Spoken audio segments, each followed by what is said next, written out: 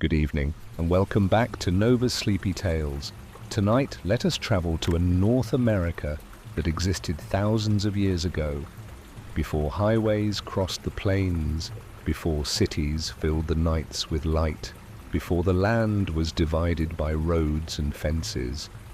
Imagine standing beside a quiet river at sunset. The air is cool, tall grass moves gently in the wind. Across the valley, something enormous is walking. At first, you can see only its back rising above the grass. Then its head appears. Two long tusks curve upward, a trunk reaches toward the ground. A mammoth, another follows behind it, then another. Soon an entire herd is moving slowly across the valley. The young stay close. For these animals, this ancient landscape is home. But the mammoths are not alone. Across the same continent live animals that would seem almost impossible to us today. Huge ground sloths wander through forests. Ancient horses graze across open plains. Massive bison move in groups. Mastodons feed among trees.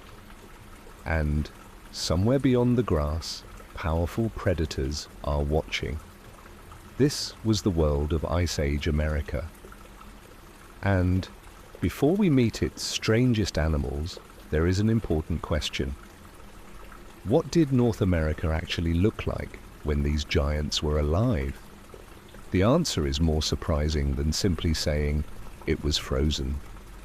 The Ice Age was not one enormous sheet of ice covering the whole continent. Large glaciers covered much of the far north, but enormous areas farther south remained open. There were grasslands, forests, wetlands, rivers, and lakes. The landscape changed from place to place and from one period to another. Animals moved with those changes. The mammoths in the valley did not know any of this. They simply followed food and water. A mother lowers her head and begins feeding.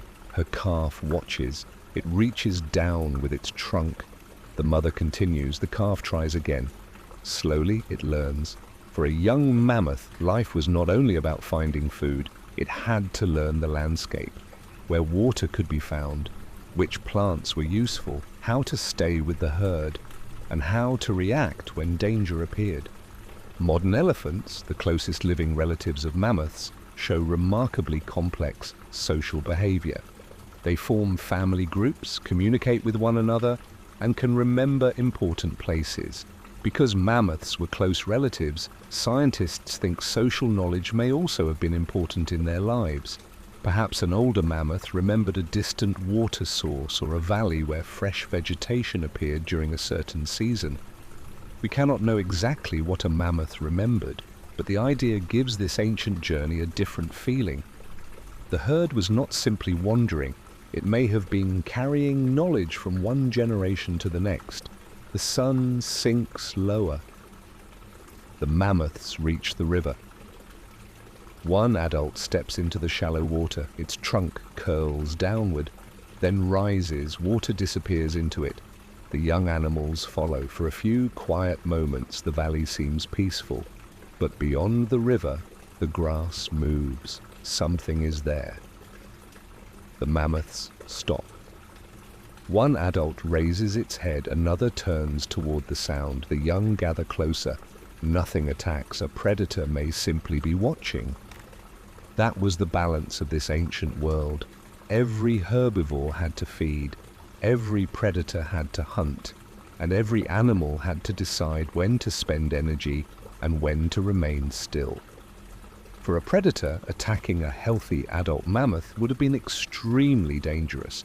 The animal was enormous, its tusks could be used defensively, and a herd could protect its young, so predators had better opportunities elsewhere. A young animal separated from its family, an injured or weaker individual. This is why the herd mattered so much. Together, the mammoths were safer than they would have been alone. The mother stays beside her calf. The calf presses closer. The herd begins moving again. The danger disappears into the grass. Night arrives. The valley becomes dark. There are no electric lights, no distant buildings, only stars. The mammoths settle near the river. Some remain standing. The youngest animals rest close to their mothers. Far away, another group is beginning its own evening. A herd of ancient horses moves across the grassland. They looked familiar, but they were native North American species that lived long before horses were later brought back by people. They graze quietly until a sound comes from the darkness. The group waits, then the sound fades, and the horses return to feeding. Not far away, something much larger moves between trees, a giant ground sloth. Its body is enormous compared with the sloths alive today. It moves slowly through the vegetation. Its long claws reach toward branches. It pulls plants closer and feeds. There is no hurry. It does not need to chase anything. It simply moves from one patch of vegetation to another. The forest provides what it needs. And that is one of the most interesting things about this lost world. Not every giant lived the same way. Some traveled across grasslands, others lived in forests, wetlands, or near rivers. Some hunted, others grazed or browsed. Together they formed a complicated ecosystem. But ecosystems can change. The world beneath these animals was never still. Glaciers advanced and retreated. Temperatures rose and fell. Vegetation changed, rivers shifted, and animals responded. For thousands of years, these changes happened while the great animals continued living. Mammoth calves became adults. Young horses grew into herds. Ground sloths moved through ancient forests. Predators followed their prey. The continent remained full of enormous life. Then something began to happen. Many of the largest animals disappeared. Mammoths, mastodons, giant ground sloths, saber-toothed cats, dire wolves, and many other species vanished from North America. Scientists continue to investigate the causes. Climate change clearly altered the environments these animals depended on. Human activity, including hunting, may also have played a role in the disappearance of some populations. The importance of each factor differed between species and regions. But tonight, we are not going to follow them toward extinction. Instead, let us return to the valley. The mammoths are still there. The river is still flowing. The young are still following their mothers. The giant sloth is still moving through the forest. The horses are still grazing beneath the stars. This world is still alive. Tomorrow, our journey will move closer to the giants themselves. We will follow the mammoth herd across the ancient landscape and discover how these enormous animals found food, crossed rivers, protected their young, and survived among predators. For now, listen to the river. Listen to the grass moving in the night wind. And somewhere in the darkness, the mammoths begin walking again. Step, step, step. Their footsteps slowly fade into the distance, but the ancient world is still waiting. The first light of morning spreads slowly across the ancient valley. The river is quiet. Mist rests above the water, and on the far side of the grassland, the mammoth herd begins to move. The adults rise first. The young follow. A small mammoth stays so close to its mother that its shoulder sometimes touches her side. The herd moves toward the rising sun. There is no hurry.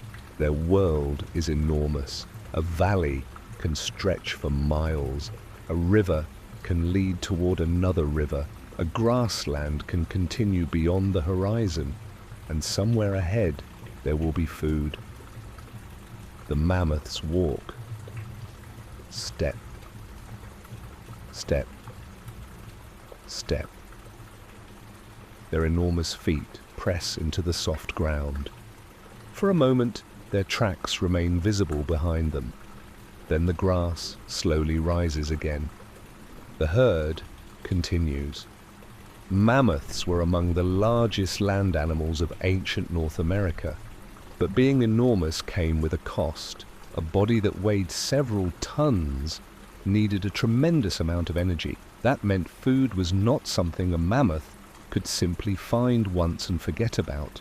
It had to keep feeding. Grass, herbs, leaves, other vegetation. The exact diet depended on the species and environment, but mammoths were generally plant eaters, and their teeth were specially adapted to grind tough vegetation. Their trunks helped them gather food, their massive jaws processed it, and their bodies turned that vegetation into the energy needed to walk across the continent. So the mammoth herd was always connected to the land beneath its feet. When food was abundant, they could remain in an area. When vegetation became scarce, they had to move, and movement could take them across enormous distances. By late morning, the herd reaches an open plain. The grass here is shorter and thick with fresh growth. The mammoths spread out. Some adults begin feeding. The younger animals stay close. A calf reaches toward a mouthful of grass, but struggles with it. Its mother continues feeding. The calf watches, then tries again. Little by little it learns. This is how survival begins. Not with strength alone, but with learning. A young mammoth had to learn how to use its trunk, how to feed, how to recognize danger, how to remain close to the herd, and, perhaps, how to follow familiar routes. This last ability may have been especially important. Modern elephants can remember locations over long periods, including water sources and travel routes. Mammoths were close relatives of elephants. We cannot know exactly how much information a mammoth remembered, but it is possible that older animals carried valuable knowledge about their surroundings. Imagine an old female leading the herd toward a distant river. She has traveled this way before. Perhaps the herd has followed this route through many seasons. The younger animals do not know why they are going. They simply follow. But the older animal may be responding to something learned long ago.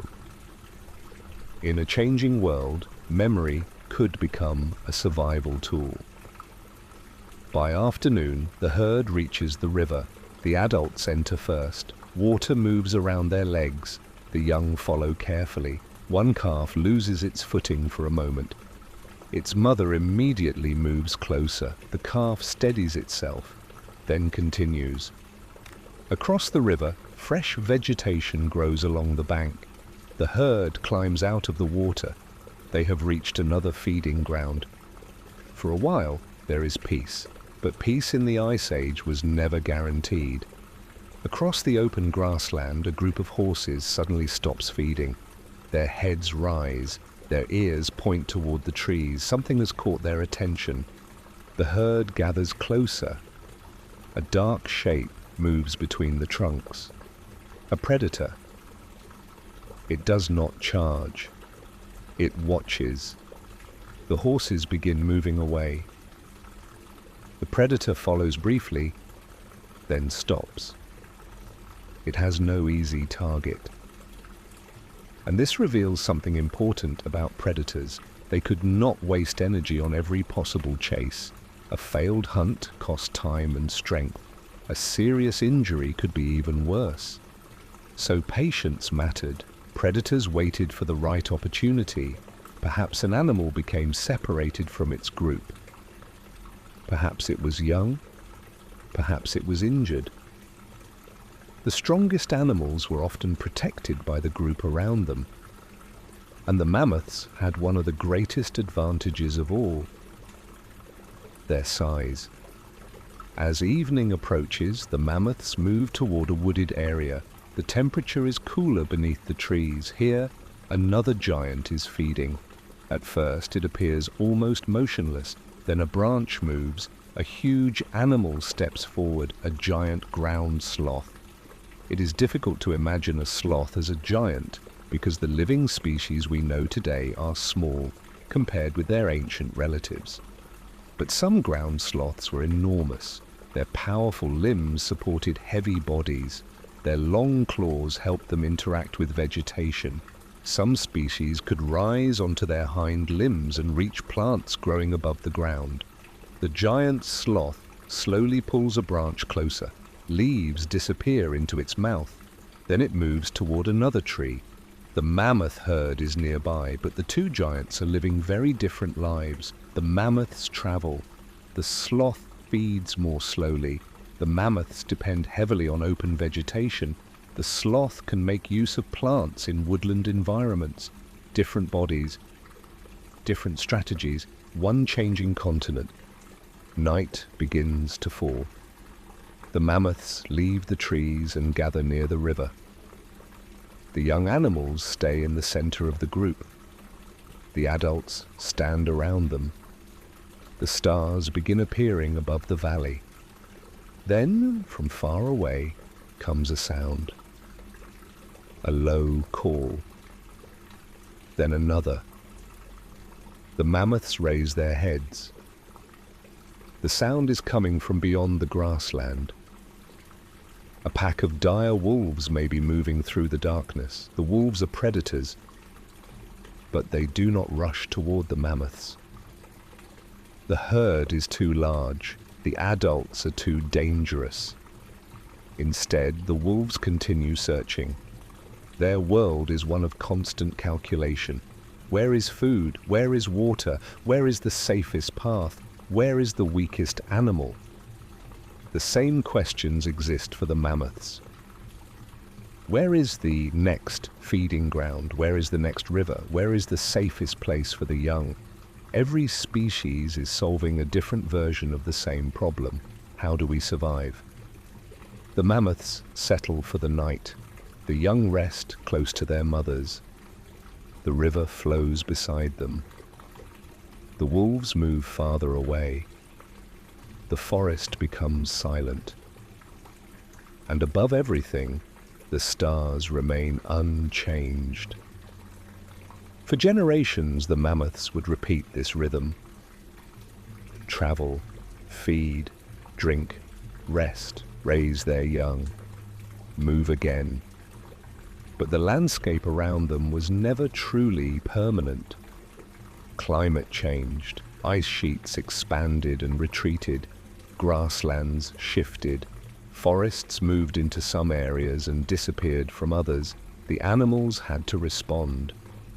Some species adapted, some moved into new environments, others became increasingly vulnerable, and eventually humans would enter this story in a much larger way. They would encounter these animals across the same landscapes. They would walk along the same rivers. They would leave footprints in the same ancient sediments. At places such as the former Lake Otero Basin in what is now New Mexico, the traces of mammoths and humans have survived in ancient ground. A footprint is a tiny thing compared with a mammoth, but thousands of years later, it can tell an extraordinary story. Someone was here, they were walking, they were moving across the same land, and for a brief moment two worlds overlapped. But that meeting belongs to a later chapter. Tonight, the mammoths are still moving freely across their ancient world. The moon rises above the valley. The herd begins another slow journey. The mother leads, the calf follows. Behind them, the river reflects the pale light. Ahead lies another landscape. Perhaps a grassland, perhaps a forest, perhaps a distant lake. The herd does not know. It simply follows the land. Step, step, step. The sound becomes softer as they disappear into the darkness, and beyond the trees, another ancient giant is beginning to move. It has enormous claws, a body larger than any sloth alive today, and a quiet way of life that was almost completely different from that of the mammoths. Tomorrow we will leave the open grassland behind and enter the ancient forest. There, among the trees, we will meet the giant ground sloths and discover how these extraordinary animals lived in a world where even the forests had giants of their own. Morning arrives quietly over the ancient forest. The first sunlight slips between the branches. Leaves move gently in the cool breeze. Somewhere in the distance a bird calls, and beneath the tree, something enormous is waking. At first there is almost no movement. Then a branch bends. Leaves tremble. A massive body slowly rises from the forest floor. Long claws appear. The animal reaches upward. This is a giant ground sloth. To us, the word sloth brings to mind a small animal hanging quietly from a tree. But thousands of years ago, some of their relatives were anything but small. Certain giant ground sloths grew to enormous sizes. They belonged to a diverse group of animals that lived across parts of the Americas. Some were built for life on the ground. Some were capable of standing upright, and their powerful claws helped them interact with the vegetation around them. The giant sloth looks toward a low branch. It reaches forward, the branch bends, leaves disappear into its mouth.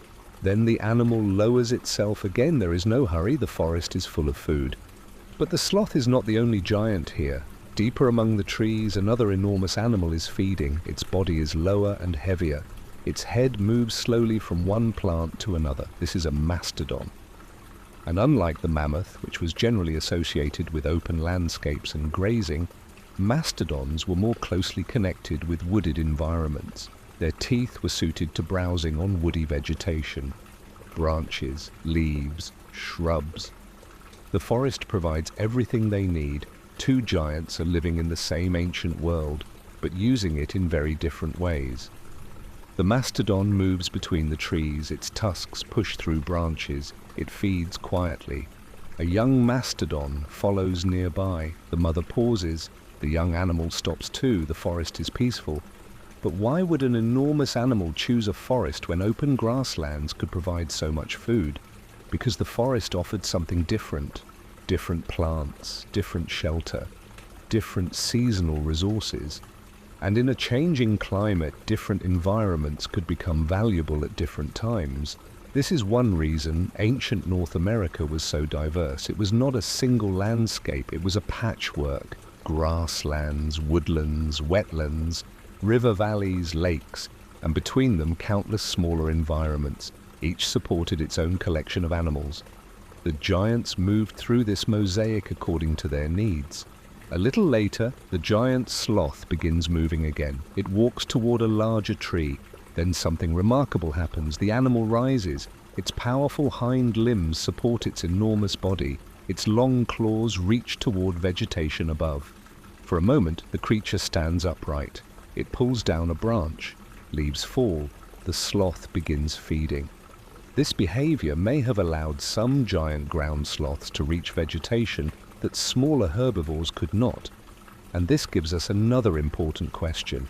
If giant ground sloths were so large, did they have any predators? They certainly lived in ecosystems containing powerful predators. But attacking a healthy adult giant sloth would not have been easy. Its size alone offered protection, its claws were formidable, and its powerful limbs could deliver dangerous blows. As with mammoths, predators likely had better opportunities when an animal was young, injured, isolated, or otherwise vulnerable. In nature, the biggest animal is not always the easiest target. Sometimes, the safest meal is the one that requires the least effort and carries the least danger. A predator had to choose carefully. The forest grows warmer as the sun rises. Insects move between flowers. Small animals disappear beneath fallen leaves. The mastodon continues browsing. The giant sloth slowly travels deeper into the woodland. And beyond the trees, the landscape begins changing. The forest opens. Grass appears. The sound of hooves can be heard. Ancient horses are moving across the edge of the woodland. They are not the same species as the horses people ride today, but their presence reminds us that North America once had a long and complex history of horse evolution. For millions of years, horses lived on this continent. Different species adapted to different environments. Some became suited to grazing, others lived in more varied habitats. And eventually, many native North American horses disappeared. But for now, in our ancient morning, they are still here. They graze near the forest, they raise their heads when they hear movement, then return to feeding. The mastodon has reached a muddy area near the trees, its feet pressed deeply into the soft ground. It drinks from a shallow pool, then it lifts its head. The water drips from its mouth. Nearby, the giant sloth is feeding. Neither animal seems concerned about the other. They are simply sharing the same environment. This quiet scene gives us a glimpse into something that fossils alone can sometimes make difficult to imagine. These animals were alive, they breathed, they ate, they became tired, they rested, they interacted with one another, and they experienced the changing seasons. When winter came, they had to find enough food. When summer arrived, vegetation could become abundant. When drought affected water sources, animals had to move. Every season brought a different challenge. Then the wind changes, the mastodon raises its head. The giant sloth stops feeding. Something has moved beyond the trees. A predator? Perhaps. The mastodon turns slightly. The young animal moves closer. For several moments nothing happens. Then a large cat appears between the trees. It does not come closer. It watches. The mastodon is too large. The sloth is also dangerous. The cat waits. It knows that attacking the wrong animal could result in injury. The mastodon begins moving away. The cat remains still. Soon the forest becomes quiet again. The predator disappears. And the giants continue their slow routines. By late afternoon, clouds gather above the forest.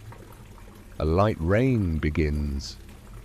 Drops fall through the leaves. The ground becomes darker. The mastodon moves toward thicker vegetation. The giant sloth finds shelter beneath a large tree. Rain continues. For the animals, this is simply part of life. For us, it is another reminder that the Ice Age was not simply a story of snow and ice. Much of ancient North America could be wet, green, and surprisingly productive. The great glaciers were enormous, but they occupied only part of the continent. Elsewhere, animals lived in forests like this one. They lived around lakes. They traveled across grasslands. They gathered beside rivers. The continent contained many worlds at once, and each world had its own giants. As evening arrives, the rain stops. The clouds slowly break apart. The mastodon begins moving again. The giant sloth emerges from beneath the tree. The forest smells fresh. Water drips from leaves. The last sunlight shines through the branches. And somewhere far away, the mammoth herd is traveling across an open valley. The mammoths and mastodons are related. Both belong to the elephant family. But they have different bodies, different teeth, and different lifestyles. One is more closely associated with open landscapes. The other is strongly connected with wooded environments, yet both depend on the same basic things: food, water, space, and a stable enough environment to raise their young. For thousands of years, these giants succeeded. Generation after generation survived. But eventually, their world would become unstable. The climate would change. Human populations would spread, and the great animals of North America would begin facing pressures they had never experienced before.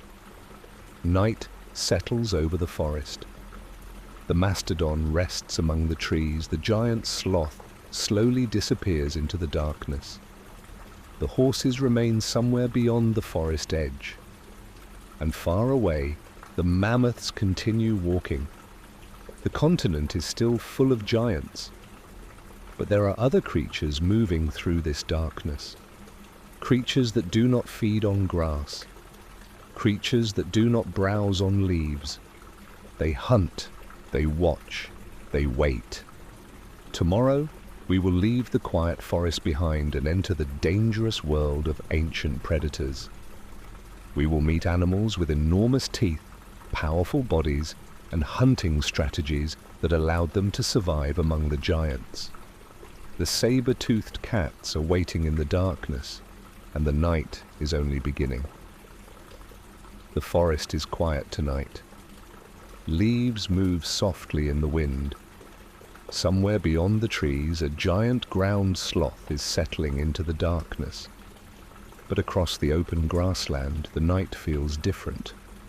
Here there is movement. A herd of ancient horses is grazing beneath the stars. The animals stay close together. Every few moments, one raises its head. Another listens. Nothing seems unusual. Then far beyond the herd, something moves. A shadow passes through the grass, then disappears. The horses continue feeding, but the predator has already seen them. It does not rush. It waits. This is the world of the Ice Age hunter, a world where survival depends not only on strength, but on patience. And among the most remarkable predators of ancient North America was a cat, unlike anything alive today, the saber-toothed cat. One of the best-known species, Smilodon fatalis, lived across much of North America. Its most striking feature was obvious. Two enormous canine teeth extended downward from its upper jaw. But those teeth were only part of what made the animal unusual. Its body was heavily built, its forelimbs were powerful, and its hunting style appears to have been very different from that of a modern cheetah or wolf. It was not simply built to chase prey for long distances. Instead, its body suggests a predator that could rely on strength, ambush, and close contact. And tonight, one such cat is watching the horses. The herd moves slowly across the grassland. The cat lowers itself. It disappears almost completely. Only the tips of the grass move. The horses continue feeding. The distance between predator and prey becomes smaller, but the cat still waits. Why? Because an unsuccessful attack could be dangerous. A horse can kick. A large bison can charge. A mammoth can defend itself with tusks. The predator needs the right opportunity. It is waiting for separation. And eventually, one horse moves slightly away from the group. The cat shifts its position. The horse stops. Its head rises. Something feels wrong. The predator freezes. For several seconds, nothing moves. Then the horse turns and returns toward the herd. The opportunity is gone. The saber-toothed cat does not chase. It simply disappears into the darkness. For the predator, patience has won over speed. There will be another chance. But saber-toothed cats were not the only hunters. Across the grasslands, another predator moved in groups, the dire wolf. Despite its name, it was not simply a giant modern wolf. Dire wolves were a distinct species that evolved in North America. They were heavily built predators with strong jaws and teeth adapted for consuming meat. Their fossils have been found across much of the continent, and in places where prey was abundant, they could become common. Imagine a group of dire wolves moving across a valley. They are searching. Their noses follow scents carried by the wind. One stops, another circles around. The group continues. They are not hunting a mammoth. Instead, they are looking for a more manageable target, perhaps an injured bison, perhaps a young horse, perhaps another herbivore that has become separated. Their strength comes partly from cooperation. A group can search a larger area. It can surround prey, and several animals can defend a kill from competitors. The ancient grassland is becoming active. Hunters are moving, Herbivores are watching. Every species is searching for its next opportunity. But predators do not always win. A hunt can fail. A prey animal can escape. A predator can be injured, and sometimes another predator arrives. Imagine a fresh carcass lying on the grass. A group of dire wolves approaches. They have found food, but before they can settle, another sound comes from the darkness. The wolves stop. A large cat is approaching. The wolves stare toward the approaching animal. The cat stops. Neither side wants to be injured. The carcass is valuable, but a serious fight could cost more than the meal is worth. For a moment, the two predators stand facing one another. Then the wolves begin backing away. The cat moves toward the carcass. The conflict ends without a fight. This kind of competition was part of ancient ecosystems. Predators competed not only with prey, but with one another. Every meal mattered. Every injury mattered. And wasting energy could be fatal. As dawn approaches, the grassland becomes brighter. The horses begin moving again. Bison appear on the horizon. The herd is enormous. Their bodies move together across the plain. Among them are young animals. They stay near the adults. The bison graze. The predators watch. But a healthy adult bison is dangerous. A large animal can charge. Its horns can cause serious injury. So the predators wait for weakness. This pattern appears again and again in nature. The strongest members of a herd are often difficult targets. The young and vulnerable face greater danger. That is why parents protect their young. That is why herds stay together. And that is why predators are patient. Every animal is responding to the same pressure. Survival. There is another remarkable predator we should not forget. The American lion. It was larger than most modern lions and lived across parts of North America during the Ice Age. Unlike the saber-toothed cat, its teeth were not dramatically elongated. Its body was more like the powerful big cats we know today. The American lion occupied another position within the ancient predator community. It could hunt large herbivores. It shared landscapes with horses, bison, camels, and other mammals. Imagine seeing one moving through an open valley. Its body is powerful. Its head remains low. It watches the herd. The animals continue grazing. The lion moves closer, then stops. A bison turns. The lion waits. The herd shifts. The opportunity disappears. Again, the predator does not waste energy. It retreats. The hunt will continue another day. This is something easy to forget when looking at fossils. The Ice Age was not a constant battle. Most of the time, animals were probably doing ordinary things: grazing, resting, traveling, caring for young, searching for water. Predators spent much of their time searching too. A successful hunt might happen only occasionally. The rest of the time was preparation. Walking, watching, waiting.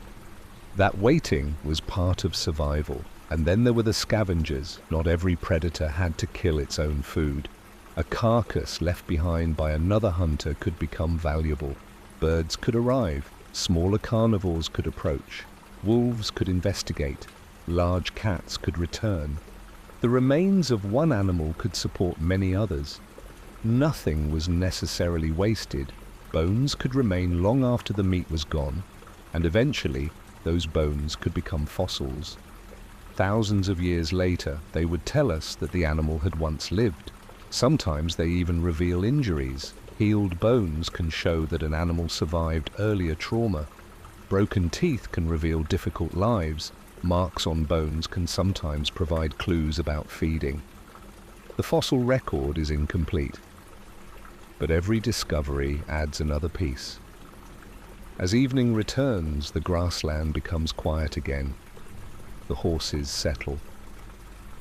The bison gather.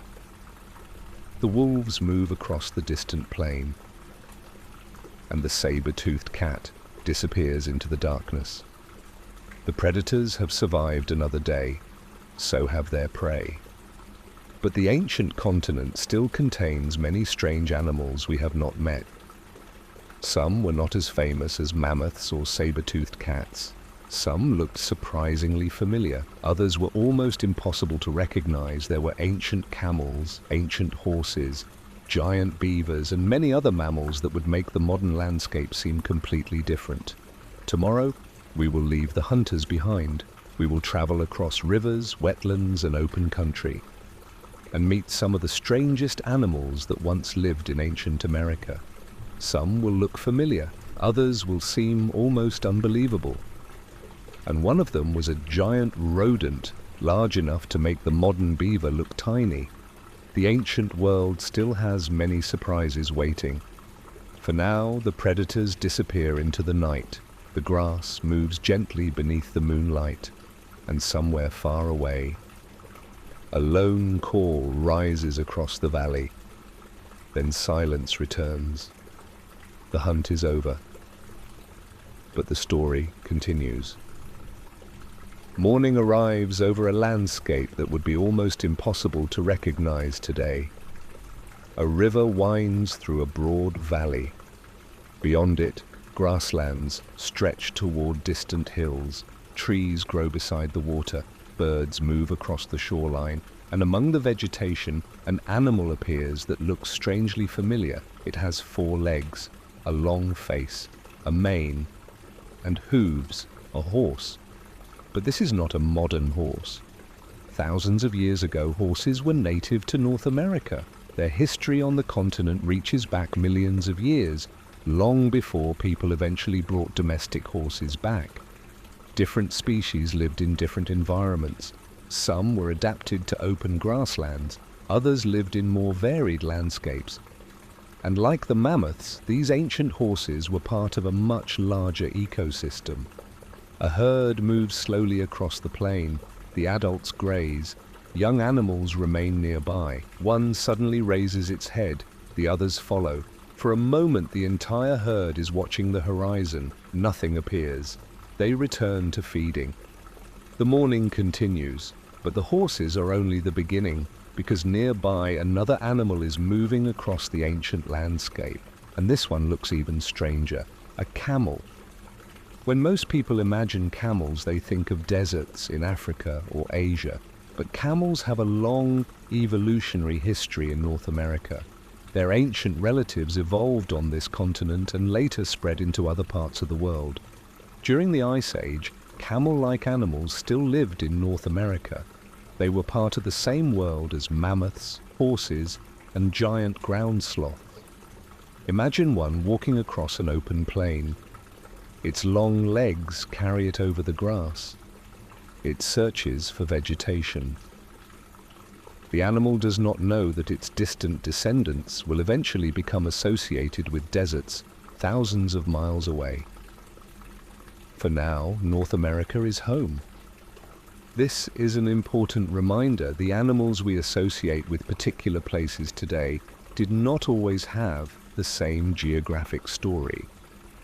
Evolution is a long journey. Species appear, spread, change, disappear, and sometimes their relatives survive somewhere completely different. The camel moves toward a river. The water is shallow. It lowers its head. Nearby, something moves beneath the surface. The camel raises its head. The water becomes still again. Perhaps it was only a fish, perhaps another animal. The camel continues. But the river itself holds another surprise. Along its muddy bank are tracks, large tracks. The marks lead toward the water. They belong to an animal that is not a camel, not a horse, not a mammoth, a giant beaver. The giant beaver, Castoroides, was one of the strangest rodents of ancient North America. It was much larger than modern beavers. Some individuals could reach lengths of around 2 meters when the tail was included. Imagine seeing one beside a modern beaver. The difference would be remarkable. But despite its enormous size, it was still a beaver. It lived in wetlands and waterways. It had powerful teeth, and it depended on aquatic environments, yet scientists do not think it necessarily lived exactly like modern beavers. Modern beavers are famous for building large dams, but evidence suggests that giant beavers may not have been specialized dam builders in the same way. Their bodies and lifestyles were different. This is another example of why we should be careful when imagining extinct animals. A familiar name does not always mean a familiar lifestyle. The giant beaver enters the water. Its large body disappears beneath the surface. Only ripples remain. The river becomes quiet again. On the bank, the ancient camel continues walking. Farther away, the horses graze. The ecosystem seems peaceful. But beneath the surface, the water is full of life. Fish move through the shallows. Birds search for food. Small animals hide among plants. And the giant beaver swims slowly through the dark water. This ancient river is not just a place to drink, it is an entire world. As afternoon arrives, the landscape begins to change. The river widens, wet ground spreads into a marsh, tall plants grow everywhere, the air feels warmer. Something large moves through the reeds. At first it looks like a small elephant, but it is not a mammoth, it is a mastodon. The animal moves slowly through the wet vegetation. Its head lowers. It pulls plants from the surrounding woodland and marshy edge. The mastodon is another reminder that ancient America contained many kinds of elephants and elephant relatives. Mammoths were not the only proboscideans on the continent. Mastodons lived in forested environments and had different teeth and feeding habits. Their bodies were adapted to a different way of life. The mastodon moves deeper into the trees. Its young follows. The forest closes behind them. Not far away, another creature is feeding, a large bison. Ancient bison were important herbivores of North American grasslands. They moved in groups, they grazed, and their presence shaped the landscape. As they fed, they disturbed vegetation and moved nutrients. Their bodies also provided food for predators and scavengers. A single species could influence an entire ecosystem. That is one reason large animals matter so much. They are not simply passengers in their environment, they can change it. Mammoths could knock down vegetation. Bison could graze large areas. Beavers could alter waterways. Predators could influence the behavior and distribution of prey. Together, these animals helped shape the world they inhabited. Then comes evening. The camel herd begins moving toward the grassland. The horses are already there. The bison are grazing nearby. The mammoth herd appears in the distance. For a moment, the ancient plain seems crowded with giants, but none of them knows how unusual this scene would seem to a human living thousands of years later. There are no modern boundaries here.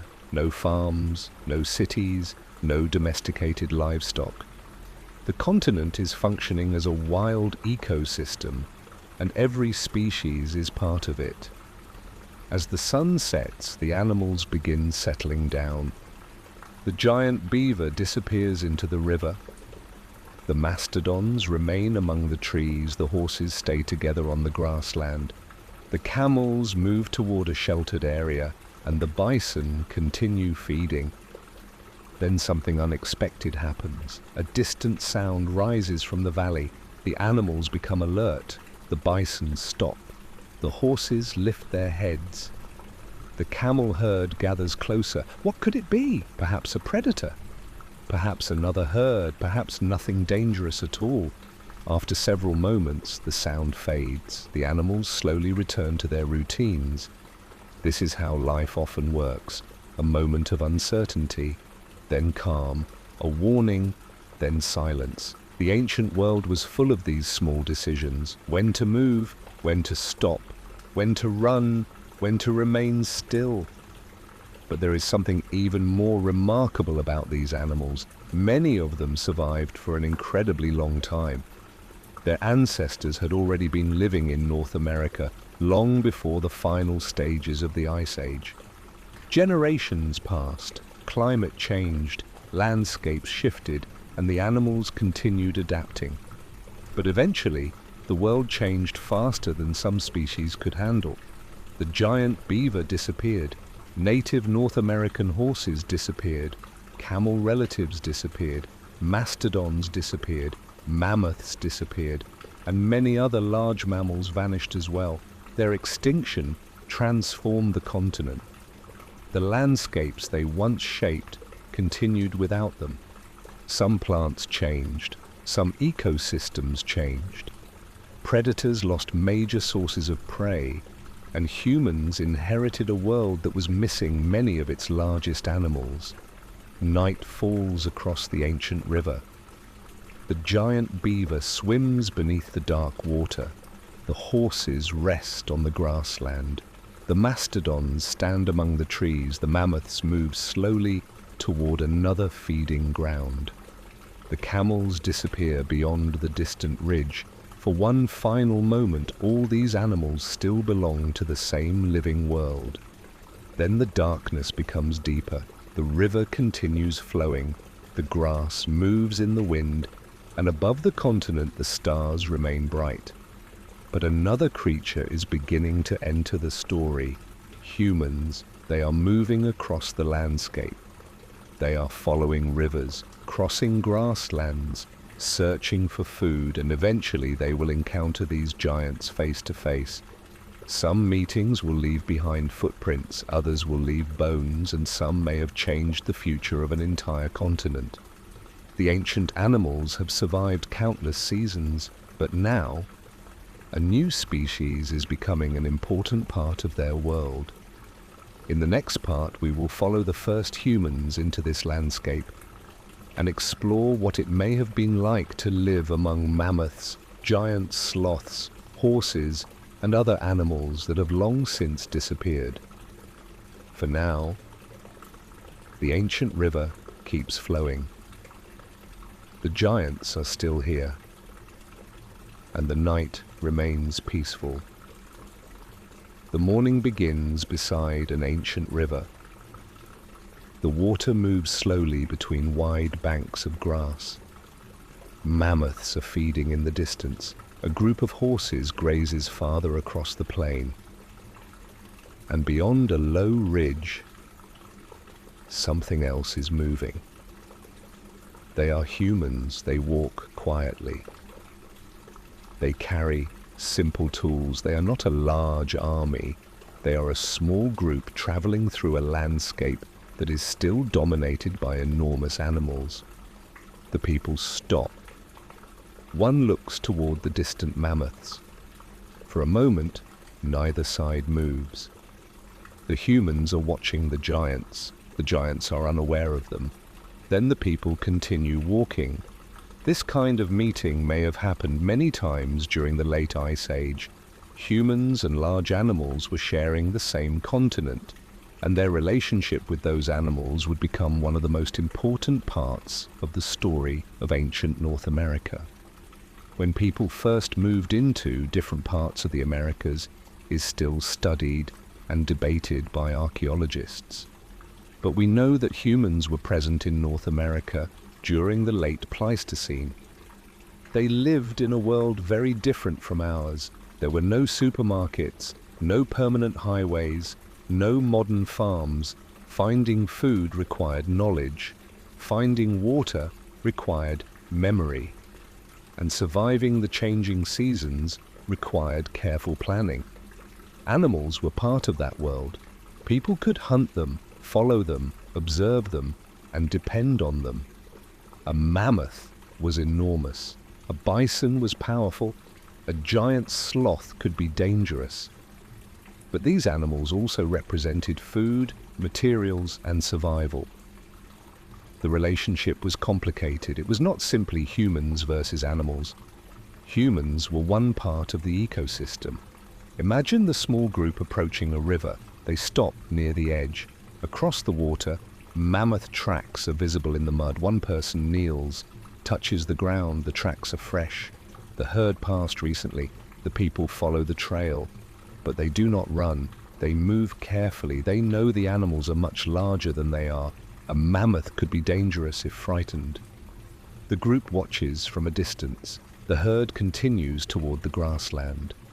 The humans follow the tracks for a while, then stop. Perhaps they decide the herd is too far away. Perhaps they choose another food source. This is important.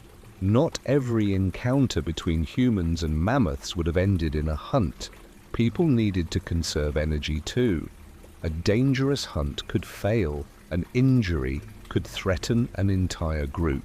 So hunters had to make decisions: when to follow, when to wait, when to attack, and when to walk away. But eventually, humans did hunt some of the great animals. Archaeological sites across North America contain evidence of human interaction with large mammals. Stone tools have been found alongside butchered animal remains at some sites.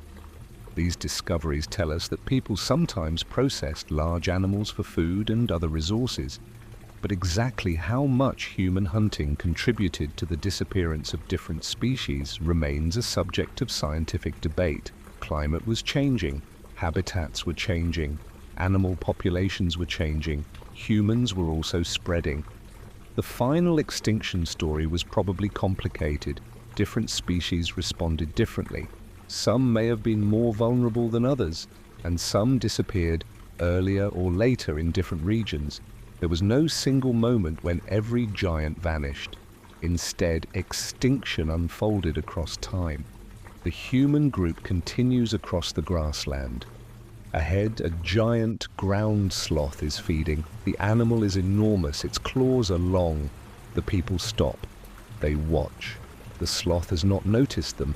One person raises a spear, then lowers it. The animal is large, the group is small. Perhaps it is not worth the risk. The people move away. The sloth continues feeding. It reaches toward a branch. Leaves fall. For a few moments, the two species occupy the same landscape without conflict. Then they disappear in different directions. This quiet meeting is just as important as a hunt. It reminds us that ancient humans were not living in a world of constant violence. They were making choices, they were adapting, they were observing, and they were learning. Now imagine a different situation. A herd of bison is moving across the plain. The humans have watched them for several days. They know where the herd drinks. They know where it feeds. They know where the landscape narrows between two hills. The people understand the terrain. The bison understand it too. A hunt begins. The humans move carefully. The herd becomes nervous. One animal breaks away. The hunters follow. The rest of the herd moves in the opposite direction. The hunt may succeed, or it may fail. We cannot reconstruct every ancient hunt, but the archaeological evidence shows that humans were capable of hunting large animals, and that ability would have consequences. As thousands of years pass, the climate continues changing. The great ice sheets retreat, temperatures rise, plants change, forests expand in some places, grasslands change in others. Animals that depended on particular habitats face new challenges. For mammoths, changing vegetation could mean changing feeding grounds. For mastodons, changing forests could alter the plants they relied upon. For horses and bison, shifting grasslands could reshape their ranges. At the same time, human populations were spreading across the continent. The giants were facing a world that was no longer exactly the same. And here we reach one of the biggest questions in the story. Did humans cause the extinction of the Ice Age giants? There is no simple yes or no answer. Scientists continue to study evidence for both climate-driven changes and human impacts. Some sites provide evidence of human hunting. Climate records show dramatic environmental changes around the same period. Different species disappeared at different times, and the strength of evidence varies between places. It is likely that multiple factors mattered. In some regions, changing climate may have reduced populations. Human hunting may have added pressure. For already stressed populations, even additional losses could have been important. The exact balance remains a subject of research. The ancient people continue moving. They follow rivers. They camp beside lakes. They make tools. They search for food. At night, they sit beside small fires. Beyond the firelight, the giants move through the darkness. A mammoth herd passes somewhere in the distance. The people hear the heavy footsteps. They cannot see the animals, but they know they are there. Imagine sitting beside that fire. The night is completely dark beyond the flames. No electric lights, no distant traffic, only the sound of wind. And somewhere far away, step, step, step. A mammoth is walking. The people listen. Then the sound disappears. Silence returns. For a long time, humans and the giants shared this world. But eventually, the balance began to change. One by one, species disappeared from the continent. The giant ground sloths vanished. Mastodons vanished. Native horses vanished. Camel relatives vanished. Saber-toothed cats vanished. Dire wolves vanished. And mammoths became increasingly rare. The humans remained. They adapted to the changing environment. They continued moving. They continued living. But the world around them was becoming smaller. The enormous animals that had shaped the landscape for thousands of years were disappearing. The forests no longer had giant sloths. The wetlands no longer had giant beavers. The grasslands lost some of their largest grazers. The predators lost major prey. A new North America was beginning. The sun sets over the ancient river one more time. A small human camp burns beside the water. The people are quiet. Across the valley, a mammoth herd moves slowly through the grass. For a moment, the two species can see one another. The mammoths continue walking. The humans watch. Neither knows how close the end of this shared world has become. The young mammoths follow their mothers. The humans return to their fire. Night settles between them. And perhaps this is the most haunting part of the story. Neither side knows that the landscape is changing forever. The mammoths cannot imagine a future without mammoths. The humans cannot imagine a future without the giants. But that future is approaching, slowly, quietly, one generation at a time. In the next part, we will follow the world as it changes. The climate will shift. The familiar landscapes will disappear.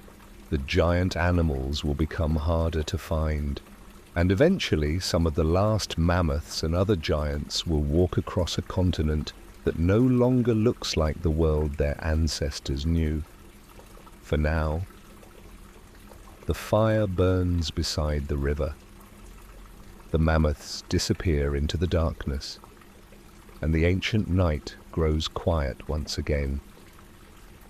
The ancient world is changing.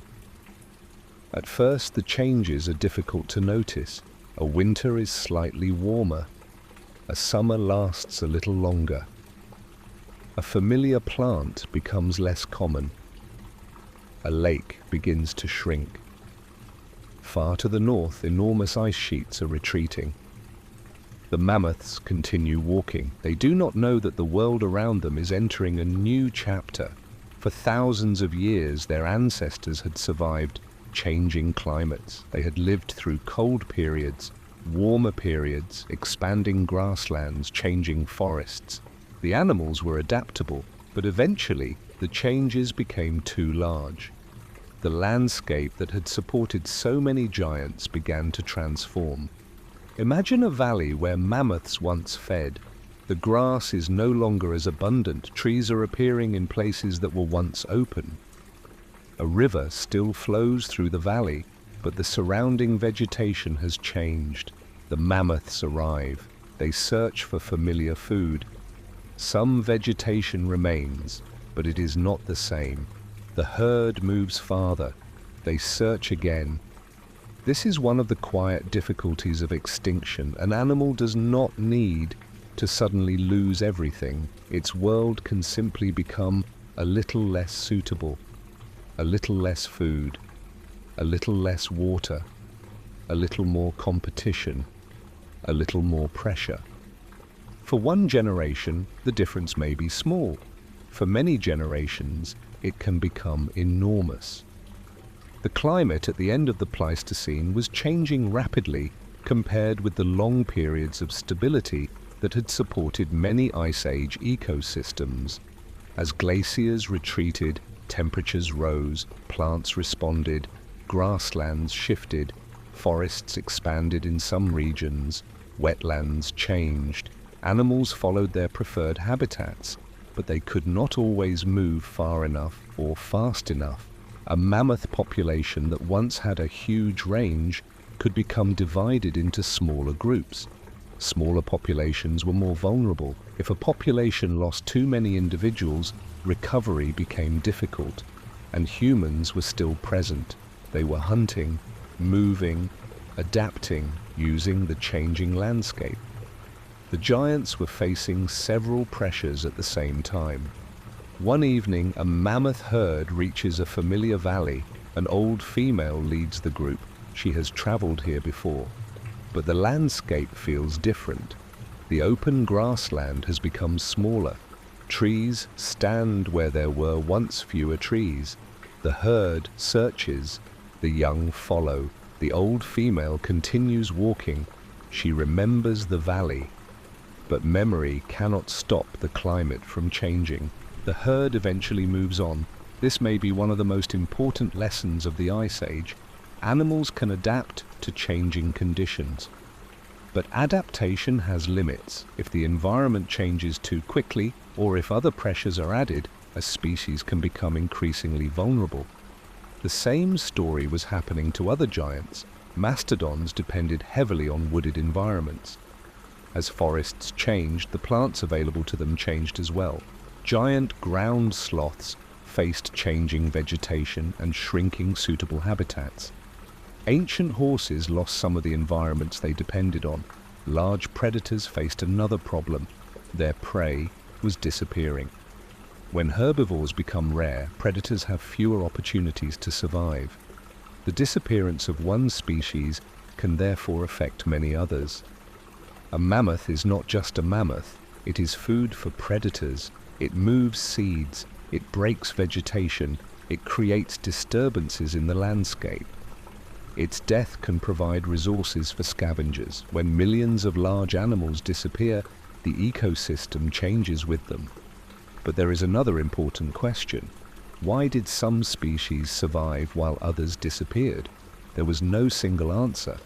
Different animals had different abilities. Some were able to survive in a wider range of environments. Some could move into new habitats. Some had smaller bodies and required less food. Others lived in places that were less affected by environmental change. And some populations survived in isolated regions for much longer. Mammoths, for example, did not disappear everywhere at exactly the same time. Some isolated populations survived long after mammoths had vanished from much of mainland North America. On remote Arctic islands, mammoths survived into the Holocene. Their final disappearance happened thousands of years after the Great Continental Extinction. That means extinction was not one dramatic evening, it was a long process. Population by population, region by region, generation by generation. The last mammoths lived in a world that was already very different from the one their ancestors knew. Imagine one of those final herds. The landscape is colder, the vegetation is limited, there are fewer animals around. The herd is small. A mother walks beside her calf. The calf has never seen the enormous herds that once covered the continent. It knows only this small world. The mother cannot show it the old landscape. Those places are gone. The old migration routes are no longer part of its life.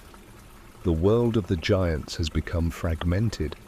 And then, slowly, the footsteps become fewer. Across the continent, other animals are disappearing too. The saber-toothed cats are gone. The dire wolves are gone. Giant ground sloths are gone. Native horses are gone. Camel relatives are gone. Mastodons are gone. The giant beavers disappear. And mammoths become increasingly rare. The predators that depended on large herbivores also vanish.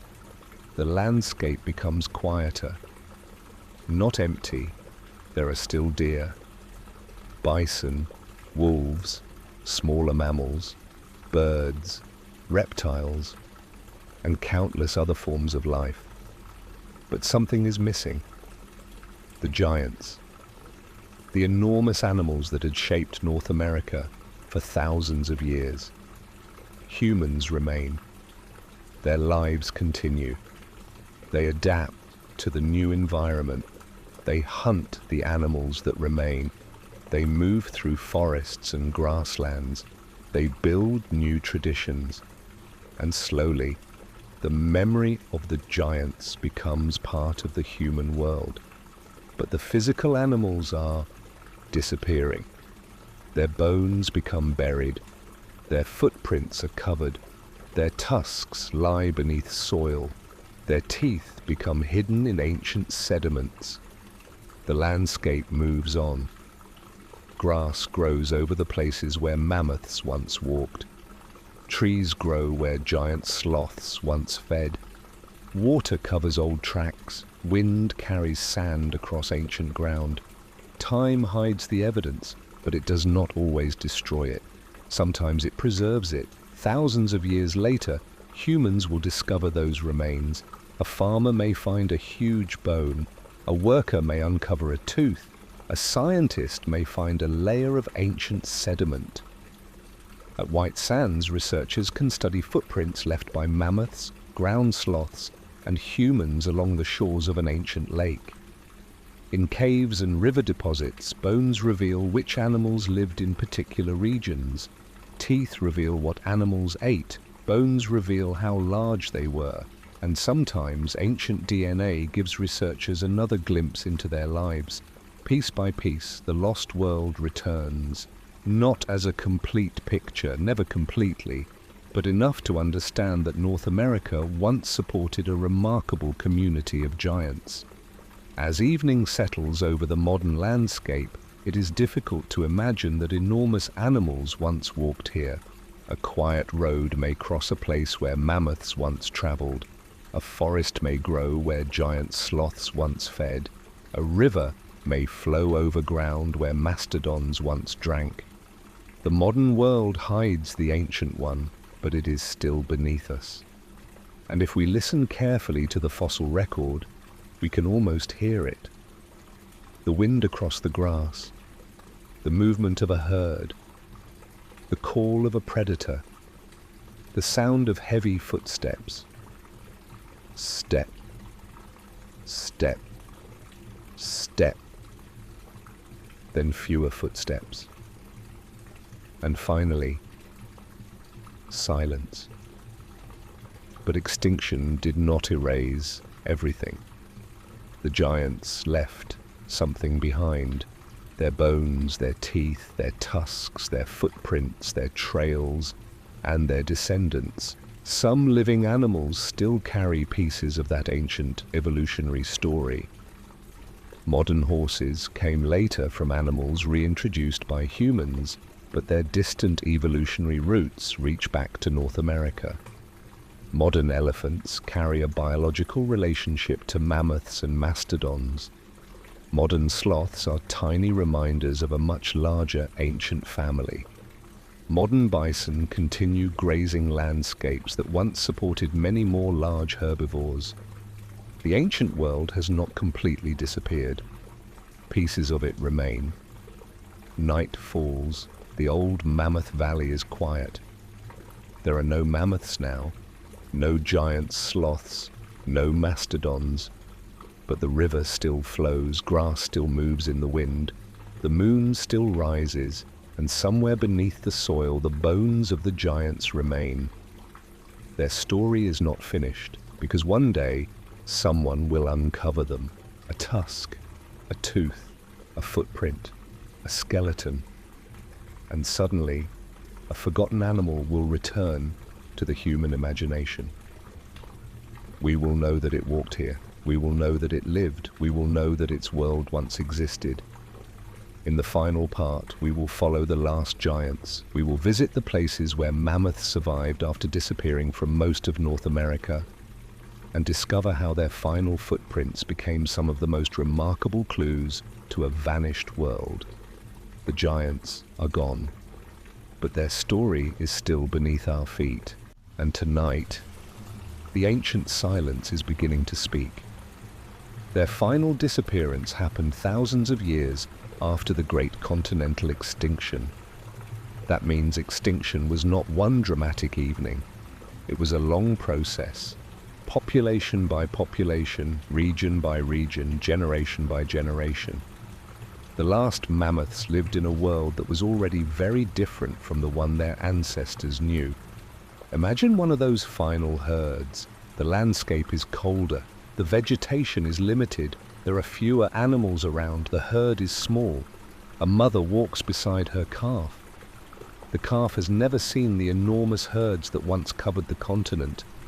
It knows only this small world. The mother cannot show it the old landscape. Those places are gone.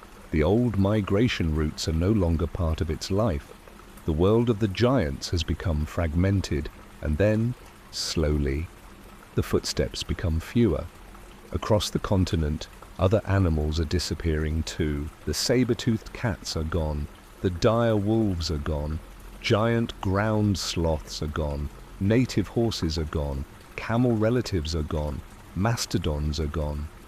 The giant beavers disappear, and mammoths become increasingly rare. The predators that depended on large herbivores also vanish. The landscape becomes quieter. Not empty.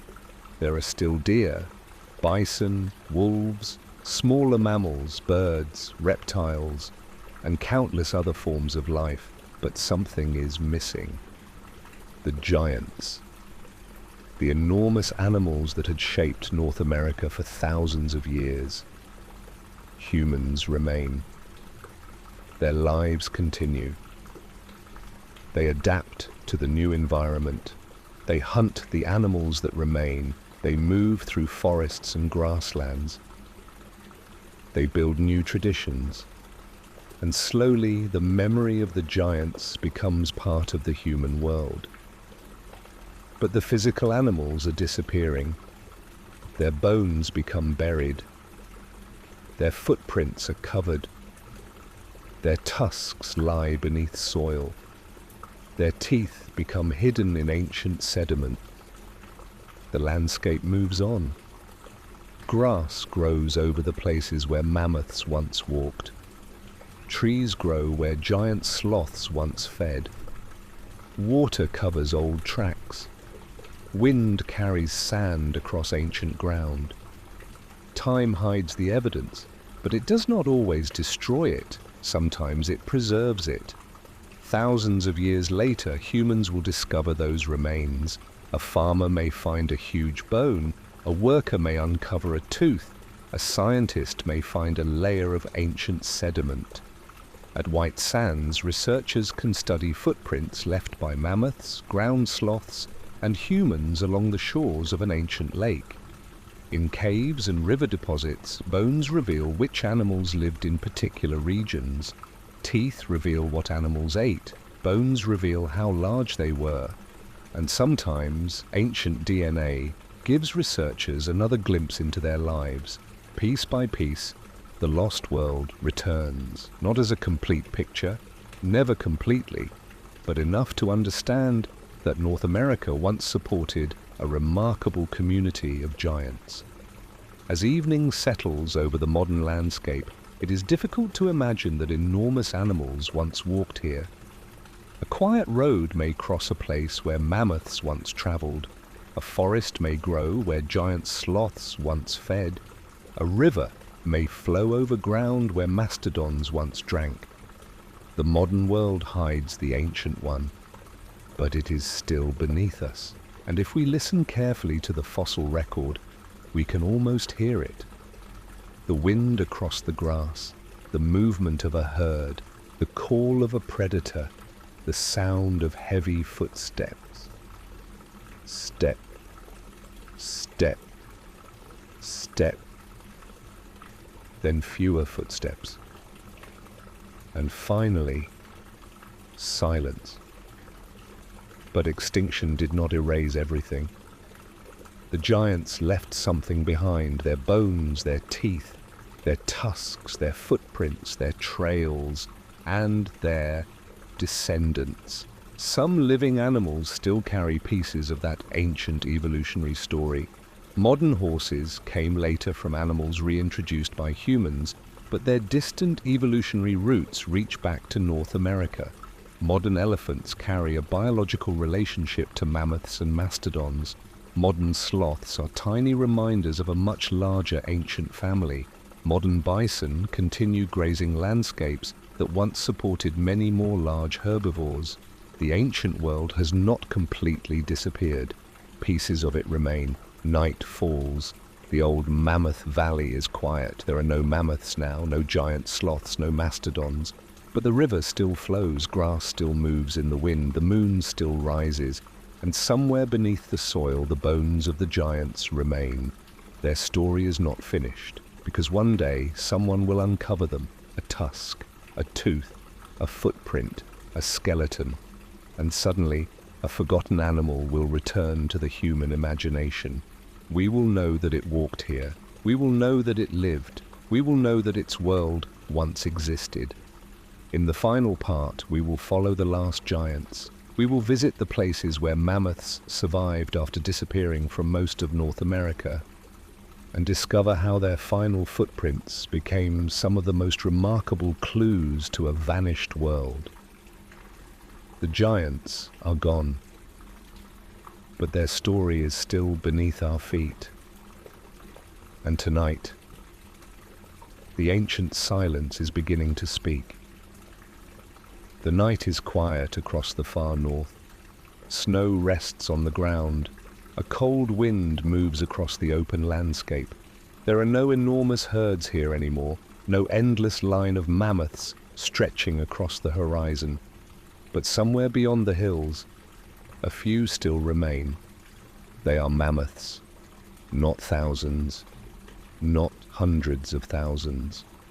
Only a small population. Their ancestors once lived across enormous parts of North America. They had crossed grasslands, followed rivers, moved between forests and open plains. They had lived alongside horses, bison, mastodons, giant ground sloths, and powerful predators. But most of those animals are already gone. The mammoths that remain are living in a much smaller world. And this is where our journey through ancient American animals comes to its final chapter. For a long time, mammoths were among the dominant large herbivores of the northern landscape. Their enormous bodies required huge amounts of food. Their tusks helped them move through snow and vegetation. Their trunks allowed them to gather food. Their thick coats helped them survive cold conditions. They were built for a world that could be harsh, but still provided enormous amounts of suitable habitat. Then the climate changed. The great glaciers retreated, temperatures rose, vegetation shifted. The open environments that mammoths favored became less widespread in many places. Humans were also spreading across the continent. Some mammoth populations disappeared, others became smaller and more isolated. Eventually, the great continental herds were gone, but not every mammoth disappeared immediately. Some populations survived in remote northern regions.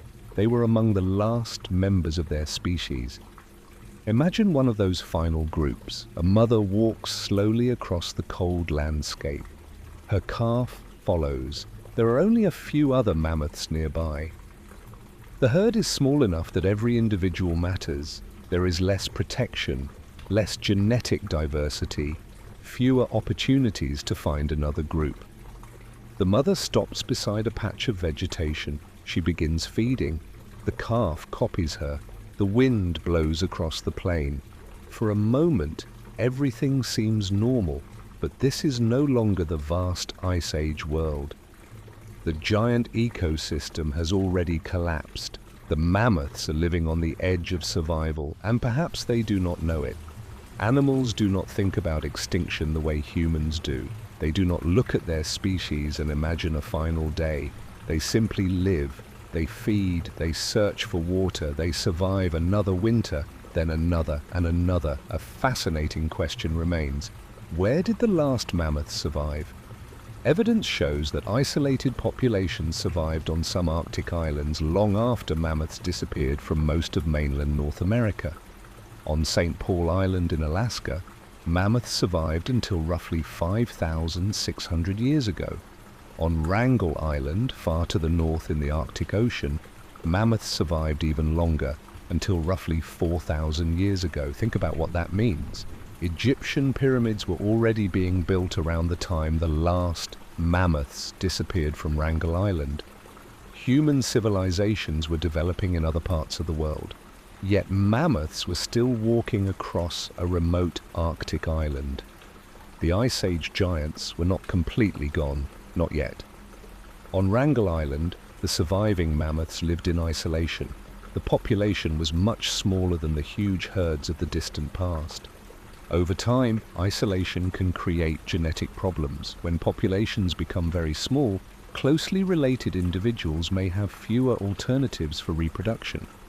Scientists studying mammoth DNA from Wrangel Island have found evidence of reduced genetic diversity and harmful mutations, yet the population did not disappear immediately. It survived for generations. That is one of the strangest parts of the mammoth story. A species can become genetically vulnerable and still continue living. It can remain alive long after its decline has already begun. The final chapter may last centuries, sometimes even thousands of years. Elsewhere, the last members of other giant species had already disappeared. The giant ground sloths were gone, the mastodons were gone, the ancient horses were gone, the camel relatives were gone, the dire wolves were gone, the giant beavers were gone. The great Ice Age community had been dismantled piece by piece. Modern North America was beginning to take shape. Smaller mammals remained. Deer moved through forests, bison crossed open country. Wolves continued hunting, birds filled the skies. Life continued. But the giants were missing, and yet their traces remained. Imagine walking across a modern field. Nothing looks unusual. Grass moves in the wind. Birds call. A distant tree bends, but beneath the soil there may be a mammoth tusk, a fragment of bone, perhaps even a footprint. In places where ancient mud hardened and was later buried, the tracks of enormous animals can survive for thousands of years. At White Sands in New Mexico, researchers have studied ancient human and animal footprints preserved in sediments around an Ice Age lake. Mammoth tracks, giant ground sloth tracks, human footprints, all preserved in the same ancient landscape. For a moment the past becomes visible. A mammoth walked here, a human walked here too. The two species shared the same ground, and their footprints remained long after both had moved on. Fossils can tell us more than size. A mammoth tooth can reveal the types of plants it ate. Layers of growth can sometimes provide clues about age. Chemical signals can help scientists reconstruct aspects of diet and environment. Bones can show injuries. Healed injuries tell us that an animal survived trauma. Unhealed injuries may tell a different story, and ancient DNA can reveal relationships between populations. Every fossil is a small piece of evidence. But when thousands of pieces are combined, a vanished world begins to appear. We can imagine the mammoth herd, the giant sloth in the forest, the horses on the plain, the bison moving through the grass. The predators watching from the distance, it becomes almost possible to hear them. But perhaps the most beautiful part of this story is not the extinction. It is the fact that these animals existed at all. They lived through enormous changes. They crossed rivers. They raised young. They traveled across landscapes that stretched beyond the horizon. They survived predators. They survived changing environments. For thousands of generations they were successful. Their world was real. Their footsteps were real. Their lives mattered to the ecosystem around them, and even though they disappeared, they left evidence that allows us to remember them. Tonight, the modern landscape is quiet. A highway may run through an ancient mammoth route. A city may stand above an old river valley. A forest may cover the place where mastodons once walked. People may walk through these places without ever realizing what happened there. But the ground remembers, a buried bone remembers, a layer of soil remembers, and when scientists uncover those traces, the ancient world returns for a moment. Not completely, but enough. Enough to understand that the continent was once very different. Enough to understand that extinction can transform an ecosystem. Enough to understand how fragile even enormous animals can become. The last mammoths disappear. The final footprints are covered. The ancient world grows quieter. But life continues. New ecosystems develop. New species fill the spaces left behind. Humans become increasingly influential across the continent. The landscape continues changing. Thousands of years pass, then thousands more.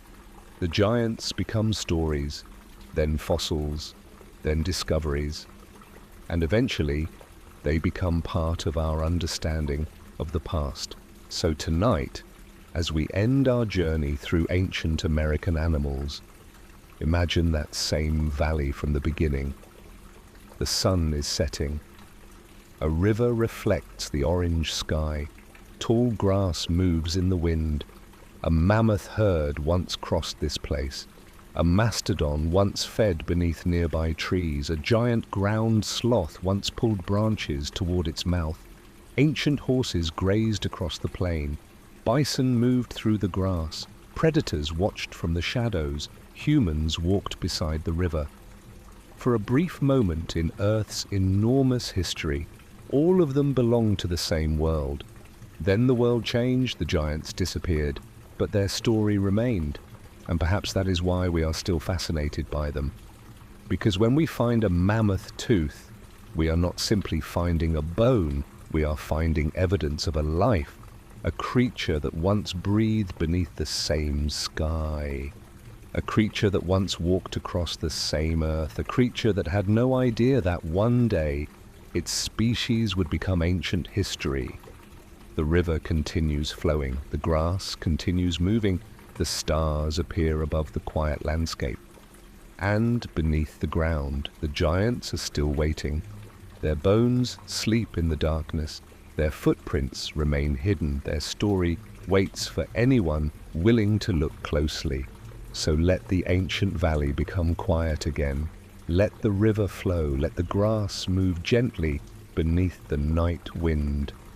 And somewhere in the distance, imagine the slow footsteps of a mammoth. Step, step, step, until the sound becomes softer and softer.